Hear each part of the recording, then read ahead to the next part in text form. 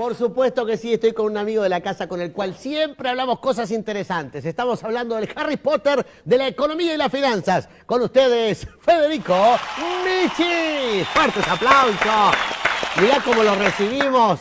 ¿Cómo Qué estás, maravilla. Fede? Bien, estoy bien. Con Sí, vos no tengo que hablar sí. por teléfono, ¿no? Porque... No, está fallido. Probamos bien el micrófono antes de arrancar, así nos quedamos. Todo. Nos Debe haber aseguramos. algún planeta que está afectando. Viste que acá le damos mucha importancia a ese Puede tema, ser, puede ser un planeta. Hay especialistas que hablan de planeta, habría que escuchar a ver qué dicen. Bueno, ¿y qué planeta está afectando a la Argentina, digo yo, no? Porque nos han mandado a la M.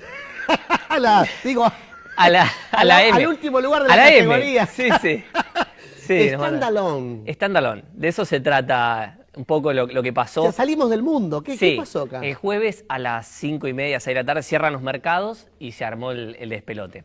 Nos mandaban a la C. Pero espera, nosotros se estaba hablando de que nos íbamos a mandar a mercados de frontera. De frontera. Ponemos la categoría. Desarrollados, los top. Sí.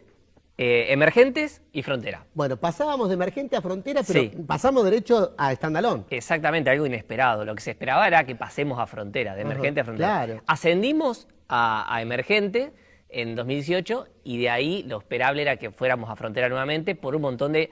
Lo que se tiene en cuenta son un montón de restricciones en el mercado, de cambios, restricciones en el mercado de cambio, acceso a los mercados de capitales, entre otras cuestiones más, seguridad institucional. Eso es lo que evalúa la consultora Morgan Stanley para ponernos en este índice en el que estábamos de mercado emergente y pasarnos a fronteras. Pero no, nos fuimos a estándar. Para graficar, Fede, ¿con quién compartimos este estatus? Bueno, en este momento estamos con Bangladesh, Jamaica, Zimbabue, Palestina, es complicado. Países que están en guerra. Lo que pasa es que yo creo que acá es muy difícil decir que Argentina se asemeja a algún país de estos. La verdad es que uno basta con frecuentarlo. El problema es la volatilidad que tiene Argentina. Claro. Entonces, vamos todo para un lado, vamos todo para el otro, cambia todo tan abrupto que esa volatilidad es lo que para mí está incidiendo a que lleguemos a operar a este nivel, ¿no? Claro, claro. Ahora, ¿era inesperado? O uno ahora analizándolo con el diario del lunes, por supuesto, dice, pará, la verdad que no hicimos las cosas tan bien como para que simplemente hubiéramos caído de frontera. Fue inesperada la noticia, pero el comportamiento de los mercados, digamos, el retroceso que tuvieron los mercados en valor de las acciones, claro, el Merval. Porque impresionante fue eso. Fue brutal. Nosotros, por ejemplo, Banco Galicia pasó a valer, si uno dolariza la riqueza, llegó a un 10-15% del valor que tenía, ¿no? En 2020 respecto del máximo que hizo a principios de 2018. Entonces, cuando ves que una acción se cae al 15% de valor, evidentemente tampoco es normal. Entonces, de alguna manera estaba puesto en precios esto es lo que se está diciendo, porque el Merval, a pesar de la noticia, que no era la esperada, tampoco cayó mucho, cayó un 2,5 el viernes siguiente. Y de alguna manera, ¿qué implica hacer un mercado? ¿Qué es este índice MSCI que nos categoriza? Sirve para el mundo de las acciones. Porque hay gente, hoy un amigo me escribió, al final no entiendo nada, porque el riesgo país no subió mucho más a pesar de esta recategorización. En realidad es el mundo de las acciones. El mundo de la deuda va por un lado, el mundo de las acciones va por el otro, ¿sí? El mundo de las acciones es el que más se parece a la economía real, porque a través de las acciones, detrás de las acciones están las empresas, y las empresas son las que dan trabajo, invierten y generan, mejoran la industria, digamos. Claro, claro. El mundo del riesgo país va por el lado de la deuda soberana. Esto es mundo de las acciones, y esto tiene que ver con divisas y fondos de inversiones que ingresan o egresan de Argentina. En ese lado impacta. Te veo moviendo las manos y parece que vas no sé, a hacer magia. Es el Harry Potter. Me falta la... Me falta la varita y ya estamos. Ahora, yo digo, ¿no? Porque de repente estamos en esta situación. Tenemos las acciones de las principales empresas cayendo estrepitosamente. ¿No estamos en un lugar muy vulnerable donde de repente capitales extranjeros podrían apropiarse de empresas que están deseosas de sacar algo de plata, por ejemplo? ¿Y comprar todo? Si te metes en Argentina, asumís riesgo. Ese es lo que está en juego. Pero a muy bajo costo. Claro, lo que uno mira es la evolución de la rentabilidad futura que esas empresas vayan a tener, ¿sí? En relación a una tasa que refleja el riesgo. Voy descontando esos valores futuros, de acuerdo a la expectativa que yo tengo, y llegó a un valor hoy. El tema es que ese valor hoy involucra un riesgo enorme. Eso es lo que se está poniendo en precios. Claro. También hubo una sobrereacción. Y eso ha llevado que el Merval en la primera parte del año haya evolucionado alrededor de un 20% en dólares. Perdón, en dólares 4,5%, pero en pesos subió un 28% más o menos. Es que está por encima de la inflación. Hay una cierta recuperación del índice Merval y de todas las acciones, pero yo creo que es una corrección a algo más razonable, porque estábamos totalmente castigados. Ahora, ¿en qué impacta directamente esto? Bueno, el dólar subió. Sí. ¿Sí? Es difícil a veces encontrar la correlación.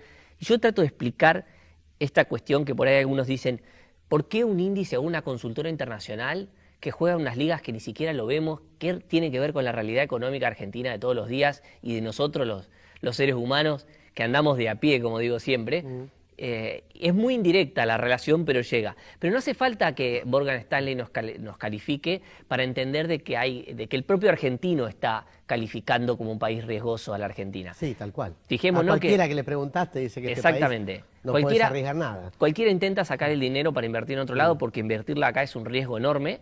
¿Sí? Hoy una persona que compró dijo voy a apostar a la deuda argentina en la última semana o en lo que va del año va perdiendo incluso en dólares. Entonces, ¿cómo hago para prestarle al Estado argentino y darle soberanía al país para que no dependa de una deuda externa si no puedo invertir con seguridad en este país? Pero lo que quería aclarar, y termino la idea con esto, por lo menos en esto del índice, es que yo creo que si uno tiene amigos, si uno tiene clientes, compañeros, vecinos, que trabajan hoy en servicios online, digitales, ¿sí? Hoy se trabaja, desde el teletrabajo es muy importante hoy, muy predominante en el mercado, o avanzó mucho respecto a los años anteriores. Está trabajando para el exterior, lo que uno va a encontrar es que la mayoría de esa gente, si no toda, por lo menos en mi caso, yo tengo 10 casos, el 100% de los casos deposita todo el dinero en el exterior. Claro. No ingresa el dinero a Argentina, salvo lo mínimo para poder sobrevivir.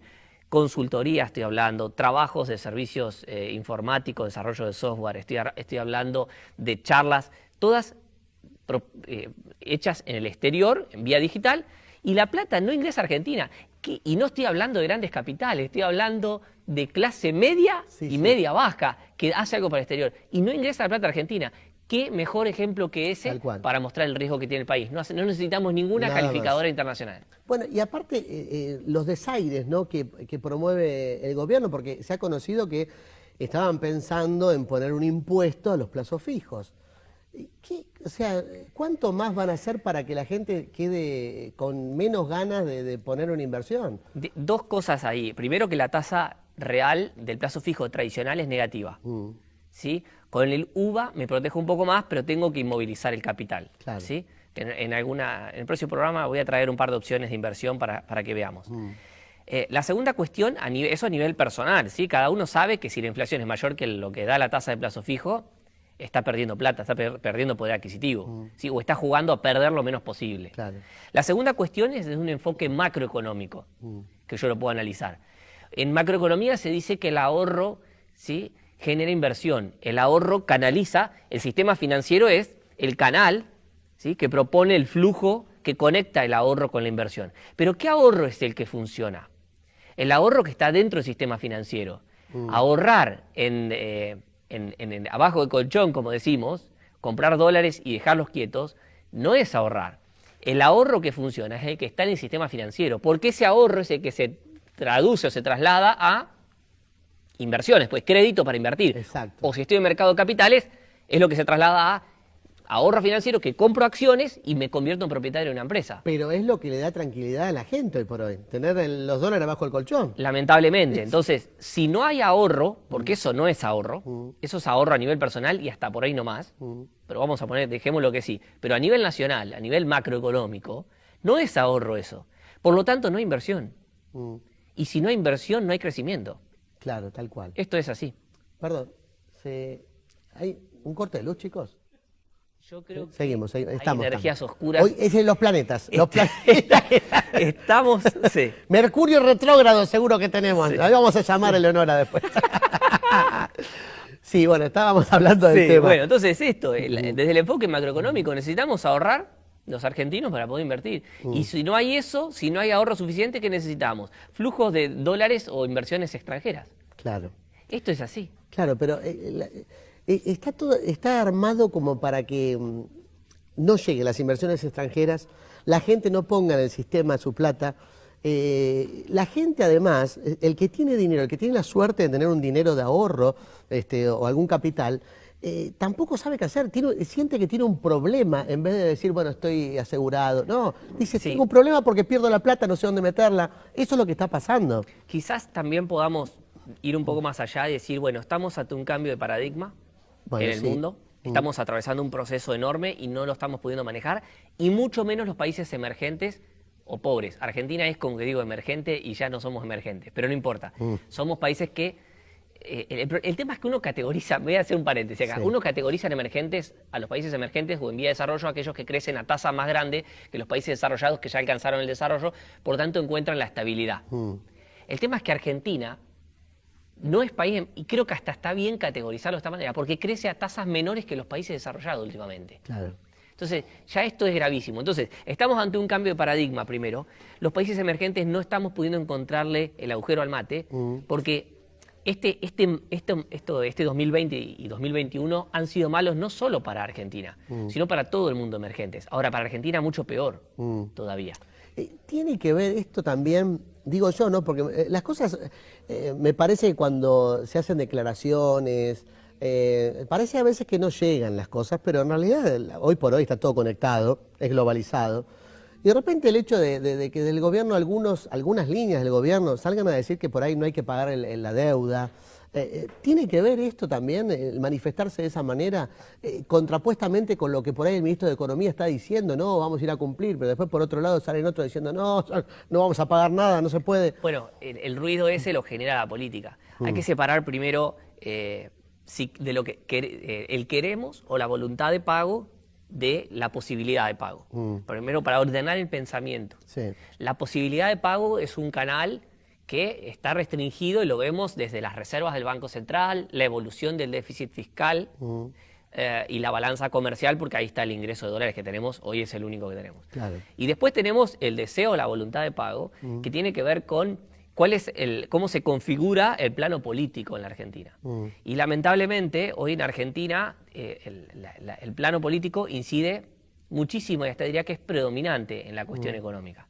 El tema es que esto sostenido en el tiempo, como lo hemos sostenido en los últimos 20 años, y hablo de cualquier posición política, es una característica de la Argentina, lo que va a llevar es que la persona que está intentando desarrollar un negocio, generando empleo, etcétera, etcétera, etcétera, no lo va a poder hacer porque se lo va a llevar puesto el plano político. Entonces, ahí tenemos ese ruido que está en el gobierno hoy, es real y existe, y tenemos el sector más del kirchnerismo duro, más asociado a Cristina, si queremos, que pareciera como que le pone cierto ritmo y le marca la cancha al otro sector del kirchnerismo un poco más blando, que quizás es medio peronismo, que es el de Alberto y el ministro de Economía, que intentan ir por otro canal y tratando de hacer otra jugada. Entonces, hay que ver qué sector termina ganando. Y bueno, quizás las encuestas y lo que vaya a pasar con estas elecciones pueda ser determinantes, quizá para un cambio y un giro. Yo Claro. no estoy pidiendo que tampoco que ningún partido político cambie completamente su identidad ideológica. No, pero que se pongan de acuerdo, por lo menos, Sí. El oficialismo en qué política va a ejercer. Porque el tema, si están en guerra interna, no se puede plasmar nada. Por eso es que no tenemos plan, me parece. Exactamente, acuerdo y algo razonable en esto que decimos. Seguir agregando impuestos no es algo que en lo que estemos en condiciones hoy, o de lo que nos podamos dar el gusto o la posibilidad de hacer o el lujo de hacer, ¿sí? Entonces, ¿por qué seguir en esa vía?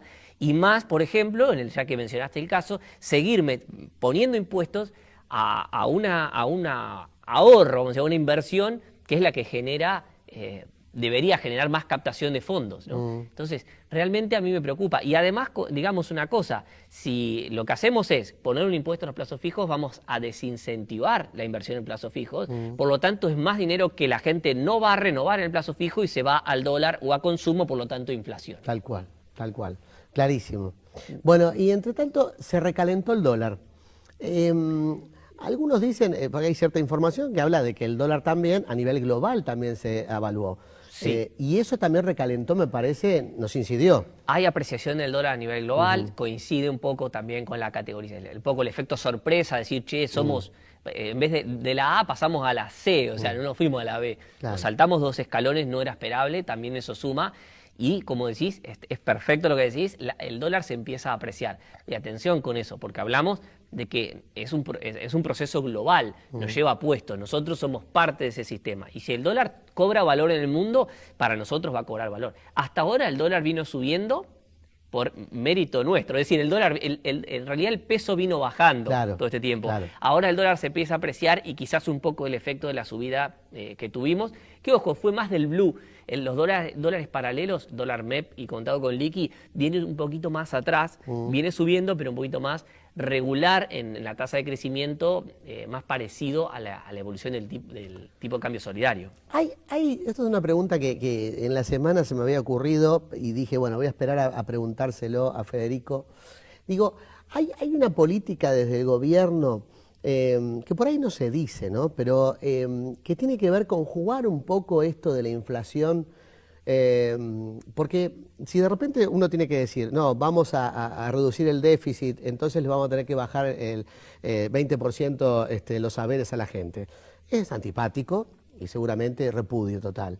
Ahora, pero si de repente vos tenés una inflación del 50, pero estás aumentando el 30, quedás bien, vos decís, che, estoy aumentando el 30, pero la inflación se me fue a 50. Es que esto es algo que, acá hay algo que la gente tiene que entender esto. El ajuste se da y no lo quieren ver, no lo vean. El que no lo quiera ver, que no lo vea. Cuando hay que hacer un ajuste, hay que hacer un ajuste. Y vos decís, me resisto, no, me niego, paro. El ajuste se va a hacer igual, porque es la ley de la gravedad. Claro. O sea, si no hay plata, no hay plata. ¿Y cómo se termina haciendo el ajuste? Hay dos maneras. Una es la que vos decís, Tony, 20% de recorte salarial. No se puede hacer. Ok, ¿qué hago? No te aumento los salarios, la inflación aumenta y el ajuste que hoy hay en salarios puede ser a nivel nacional o provincial y no estoy condenando a nada. Esto es necesario que suceda. La gente no lo quiere entender. El mercado te va a llevar puesto, la macroeconomía te lleva puesto, no hay con qué darle. El ajuste ha sido en los últimos 24 meses para muchos asalariados del 55%. Entonces, estás al 45% de lo que ganabas en poder de compra hace 2 años. Si eso no es ajuste, entonces ¿qué es ajuste? ¿Dónde está? Tal cual. Es como si dijeran, no, nosotros no ajustamos. No, se ha ajustado y grotescamente. Exactamente. Ahora, yo también pensaba, digo, bueno, ¿cómo hacemos también para, de repente, recortar lo que es el aparato del Estado, que sabemos que es un monstruo, pero tampoco en tiempos de pandemia uno puede estar recortando en lugares que son ya muy sensibles, porque mucha gente que estaba en clase media ha pasado a la pobreza directamente, y capaz que el único dinero que está sosteniéndolo es este aporte del Estado.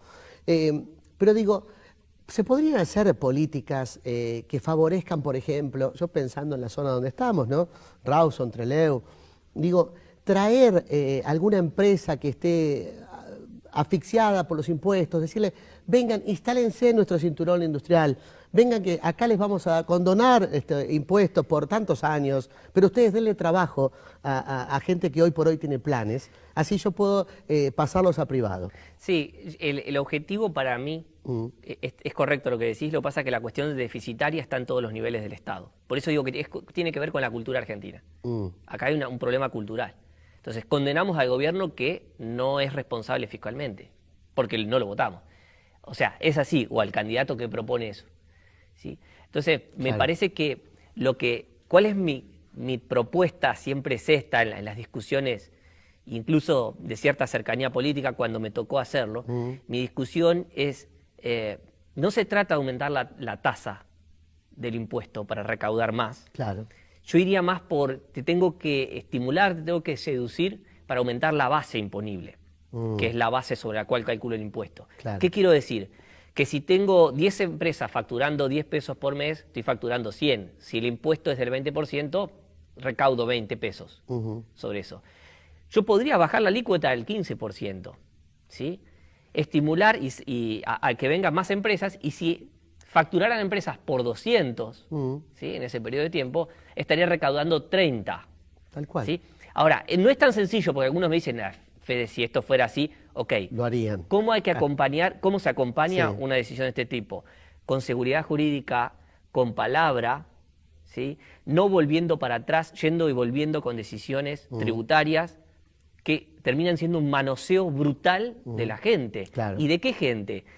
Cuando decimos el monotributista, y yo sigo enojado con esto, Sí, yo también. es un manoseo enorme. Total. Porque es una burla. Está bien, volviste para atrás, pero te burlaste la primera vez. Sí, sí, sí, sí. Y ahí sí que no tenías derecho a hacerlo. Porque yo no te voy a condenar por lo que está pasando en Argentina y porque también le está pasando a los demás países emergentes.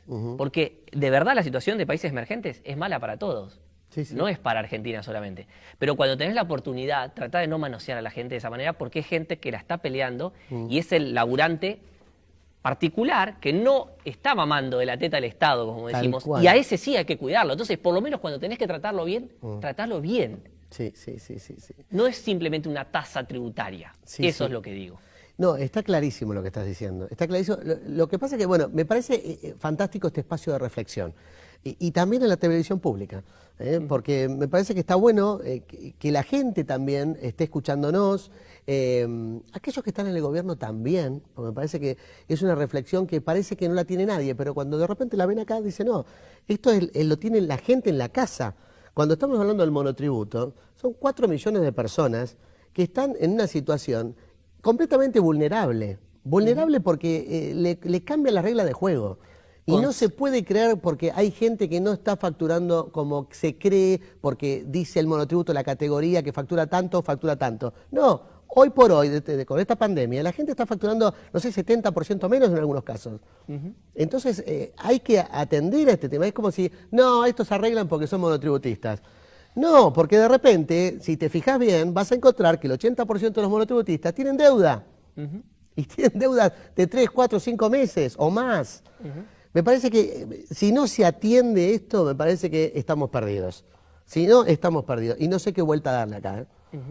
No sé qué vuelta darle. Yo tampoco, Tony. Necesitamos generar confianza política. Pero olvidémonos de la cuestión partidaria. Acá necesitamos políticos serios, que tengan sus posiciones ideológicas, pero gente seria. Lo que pasa es que a mí me parece que se ha perdido el profesionalismo en la decisión política.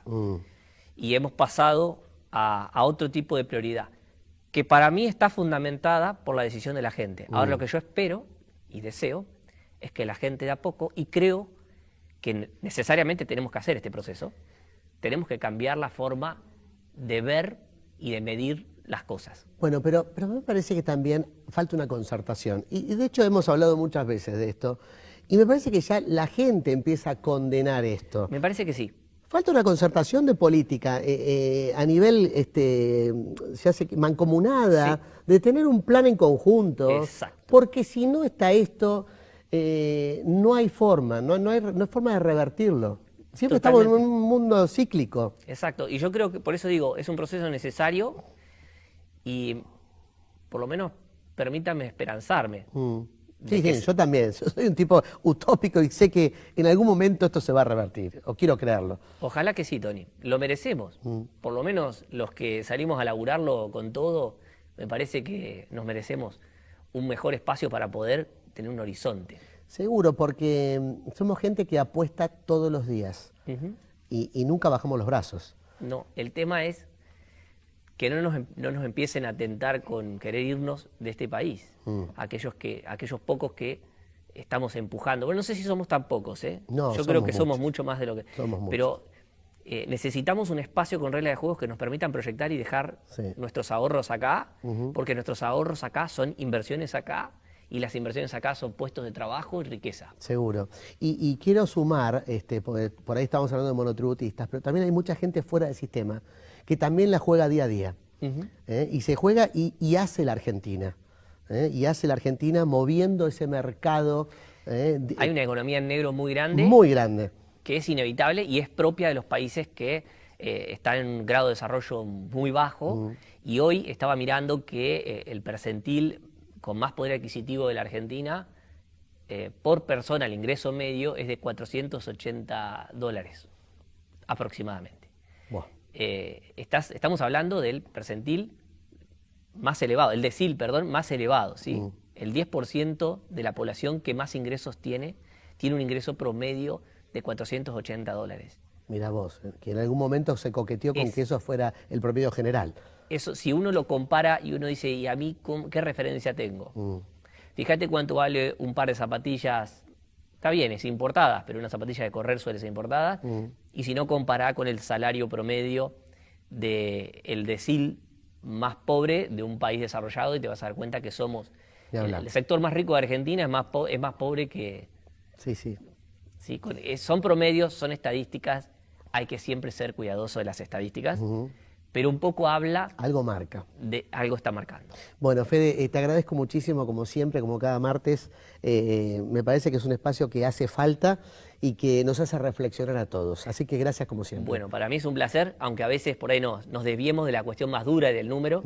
Me parece que también es necesario dar estos espacios. Así que gracias, Tony. ¿Dónde te encuentra la gente? Decinos, recordamos tus redes sociales. Fedemichi.finanzas en Instagram o Federico Ezequiel Michi en Facebook, y ahí hay actualidad y generación de contenido permanentemente. Bueno, fantástico. Nosotros ahora sí, nos vamos a la pausa.